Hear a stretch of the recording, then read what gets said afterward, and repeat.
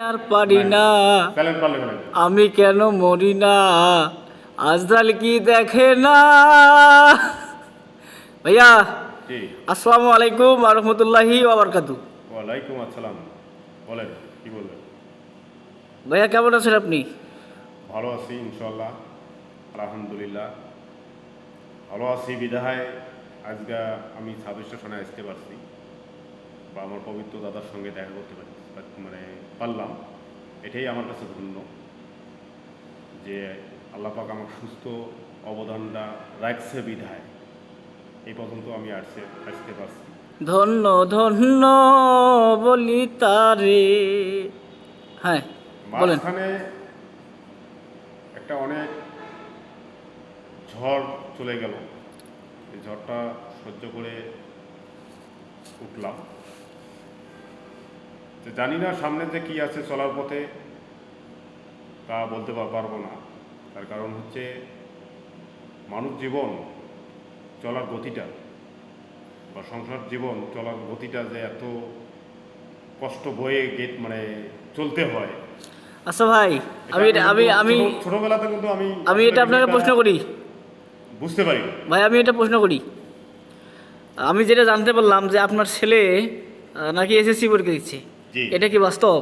এটা বাস্তবতা। আপনাকে দেখে তো মনে হচ্ছে না যে আপনার একটা ছেলে আছে বা বিয়ে করছেন, বা ছেলে এসএসসি পরীক্ষা দিতেছে, সেই ক্ষেত্রে আপনার কিছু বলার আছে ভাই? না, ওই চেহারা পানি আমার হালকা, তো এই কারণে মানুষে বয়সের কথা অনুভব করতে পারে না।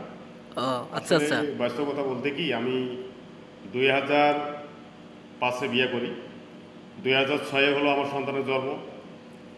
ঠিক আছে। ভাই 2005-এ যখন বিয়ে করেন আপনার বয়স কত ছিল ভাই? আমার বয়স ছিল 17। এই 17 বছর বিয়ে করছেন? জি ভাই, 17 বছরে বিয়ে করতাম না, পারিবারিক একটা সমস্যার কারণে আমি বিয়েটা করি। আমাদের পরিবার খুব ছোট্ট পরিবার, আর পরিবারের মধ্যে মা একা। আমরা দুই ভাই বাইরে থাকি।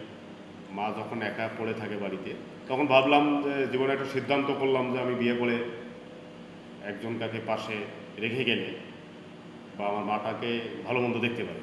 ও আচ্ছা। এই কারণেই আসলে আমি কম বয়সে বিয়েটা করছি। যাই হোক, ভবিষ্যতে কিছু মজার কাহিনী বলেন তো শুনি। মানে ভবিষ্যতে আপনার বিয়ের পরে রাগ অভিমান কেমন হয়েছিল? রাগ অভিমান আরে বলতে ভাই কি, যেহেতু আপনার বিয়ে শাদী করি নাই, তো আপনি তো 17 বছরে বিয়ে করছেন, এখন 27 বছর বয়স, তাও বিয়ে করি না।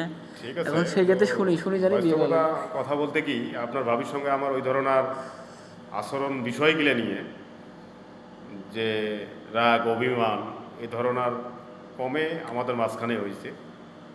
ঠিক আছে, কিন্তু বেশিরভাগ আমার ভালোবাসাটা তার উপরেই বা ভাবিকে কি কোনো ভালোবাসি কোনো গান টান শোনাইছিলেন ভাই?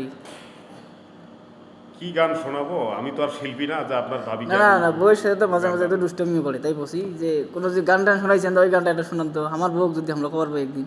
না, ওই ধরনের আমার স্মরণ হয় না যে আমি কখনো তাকে গান আমার নিজের না, কণ্ঠ কিছু কিছু রোমান্টিক সময় কাটেন নাই?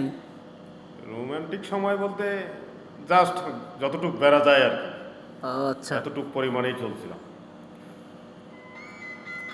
ভাই পৃথিবীতে বাঁচি থাকতে হলে কষ্ট দুঃখ ঝড় বৃষ্টি সবগুলো একাকার করে বাঁচতে হবে, অতএব তা ঠিক আছে। জীবনে কোনো কষ্ট রাখা যাবে না।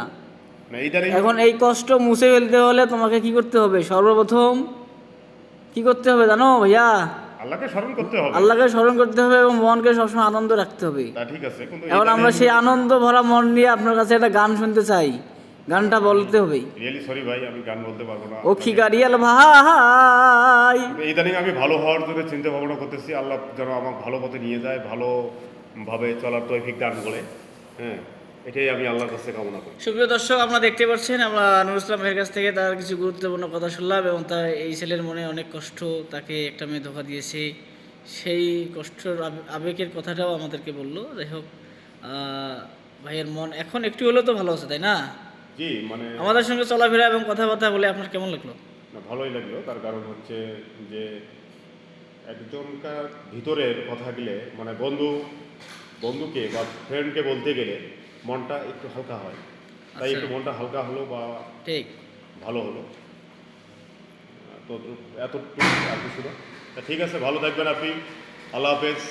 ঠিক আছে ভাই, ভালো থাকেন। বিয়ে শাদী করছেন, বাচ্চা আপনার পরীক্ষা দিল, আমরা তো বিয়েও করলাম না, সবাই দোয়া করবেন আমার এখন বাচ্চাটা কি যেন হবে ভালো আমার থাকে। গুলের।